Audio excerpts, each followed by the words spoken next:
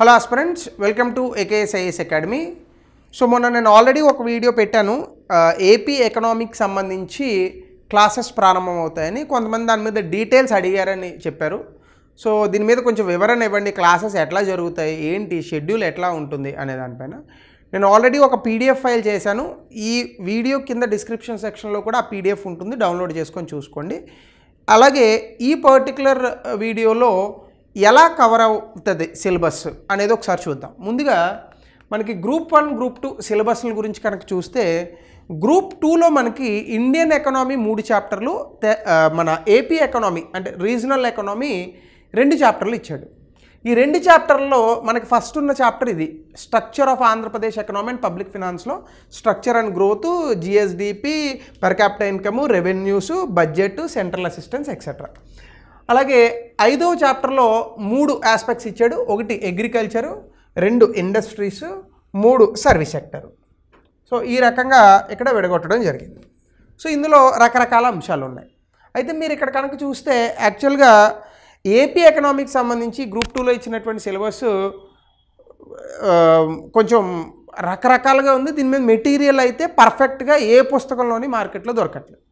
So మనకి perfect sources for these topics ఏంటంటే, ఒకటి ముందుగా ఆంధ్రప్రదేశ్ ప్రభుత్వం రిలీజ్ చేస్తున్నటువంటి సోషియో ఎకనామిక్ సర్వే.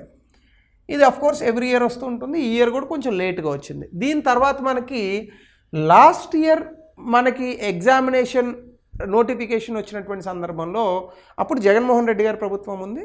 ఆ సమయంలో మనకి వాళ్ళకి సంబంధించినటువంటి స్కీమ్స్ ఇవన్నీ ఉన్నాయి. కానీ ఇప్పుడు అప్డేట్ అవుతుంది.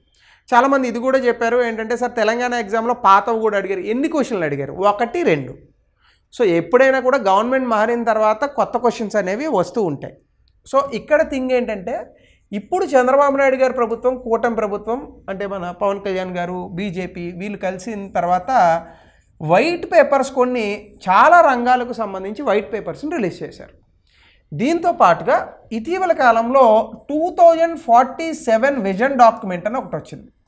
సో ఈ 3 కలిపితే తప్ప మనకు ఉన్నటువంటి ఇన్ఫర్మేషన్ అప్డేట్ కాదు. Indian economy updates easy, regional economy updates చాలా కష్టం. సో కాబట్టి ఈ particular white paper, socio economic survey, 2047 document, vision document, వీటన్నిటిని కలిపి నేను మీకు ఇచ్చినటువంటి సిలబస్ని జనరల్ ఇన్ఫర్మేషన్స్తో కలిపి నేను కంప్లీట్ చేస్తాను. అలాగే గ్రూప్ 1కి సంబంధించి కనుక మనం చూస్తే, గ్రూప్ 1లో 5 చాప్టర్లు ఇచ్చారు. Resource mobilization, government budgeting. మీరు ఇక్కడ కనుక చూస్తే గ్రూప్ 2లో ఉన్నవే ఇక్కడ కూడా కనిపిస్తాయి, గ్రూప్ 1 ఉన్నవే గ్రూప్ 2లో కూడా కనిపిస్తాయి. కాకపోతే కొంచెం ఎలాబొరేటివ్గా రాశారు, 1-2 టాపిక్లు పెరుగుతాయి. ఉదాహరణకి మీకు ఇక్కడ చూడండి, మినరల్ అండ్ ఫారెస్ట్ రీసోర్సెస్, ఇది గ్రూప్ 2లో లేదు. అలాగే water disputes with other states, ఇది గ్రూప్ 2లో లేదు. అలాగే మనకి central assistance and issues of conflicts bifurcation of, అది అందులో కూడా ఉంది. స్టేట్ ఫినాన్స్ కమిషన్ అని ఎక్స్క్లూజివ్గా ఇవ్వాల, కానీ స్టేట్ ఫినాన్సెస్ అండ్ రెవెన్యూస్ గురించి అడగచ్చు క్వశ్చన్ కూడా. సో కాబట్టి ఇది ఎక్స్ప్లిసిట్గా లేకపోవచ్చు, కానీ ఇంప్లిసిట్గా ఉంది. అలాగే అగ్రికల్చర్ సెక్టర్కి సంబంధించి అక్కడ ఇక్కడ ఉన్నాయి, దాదాపుగా ఒకటే. కాకపోతే ఓన్లీ థింగ్ ఇక్కడ క్రాపింగ్ ప్యాటర్న్స్, హార్టికల్చర్ ఇవన్నీ ఇచ్చాడు, కానీ అక్కడ కూడా చదవాలి.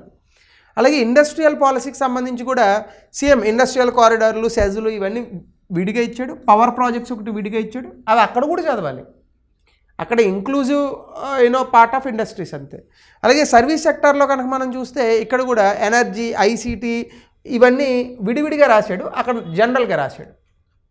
సో ఈ గ్రూప్ 1, గ్రూప్ 2 టాపిక్స్ని కలిపి నేను కొన్ని విభజించాను చాప్టర్స్ కింద, అంటే అన్ని ఆస్పెక్ట్స్ కవర్ అవ్వడానికి. అది ఇవి AP economy basics, structure and GSDP, state revenue and resources, central assistance, అలాగే అగ్రికల్చర్ సెక్టార్లో ఉన్నటువంటి అంశాలు, ఇండస్ట్రీస్, ఇన్ఫ్రాస్ట్రక్చర్, వాటర్ డిస్ప్యూట్స్. ఇది కాకుండా మనకి ఏపీ బైఫర్కేషన్ యాక్ట్ కూడా వస్తుంది.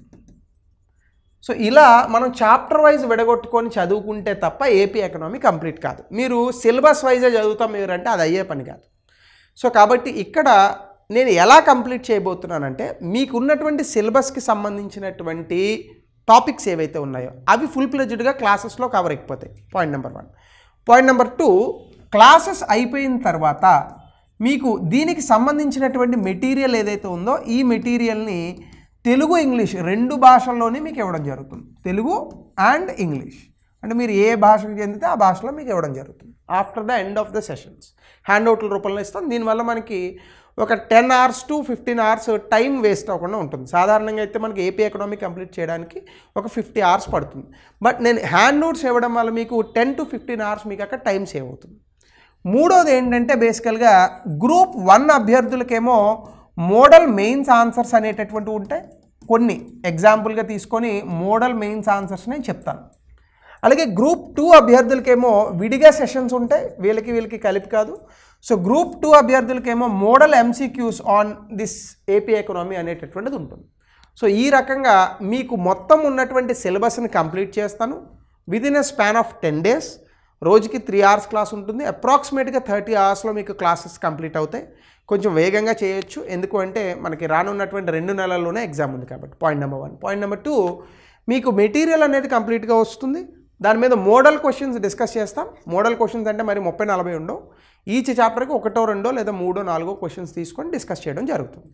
సో ఈ రకంగా మన తాలూకా సెషన్స్ మొత్తం కంప్లీట్ అవుతాయి. దీని తాలూకా ఫీజ్ డీటెయిల్స్ ఎవరికైనా కావాలని అనుకుంటే కింద ఉన్న నెంబర్కి కాల్ చేస్తే వాళ్ళు చెప్తారు. గ్రూప్ 2కి వేరు ఉంటుంది, గ్రూప్ 1కి వేరు ఉంటుంది. సో ఇలా లేటెస్ట్ ఇన్ఫర్మేషన్స్తో మనము ఈ యొక్క సెషన్ని ప్రారంభించి కంప్లీట్గా ఎండ్ చేయడం జరుగుతుంది. So make sure that you enrol your names in this course. So ఈ కోర్స్ డెఫినెట్గా మీకు కంప్లీట్ అప్డేట్స్తో వస్తుంది. సో ఇది నేను చెప్పాలనుకున్నటువంటి clarification. So thank you, have a nice day.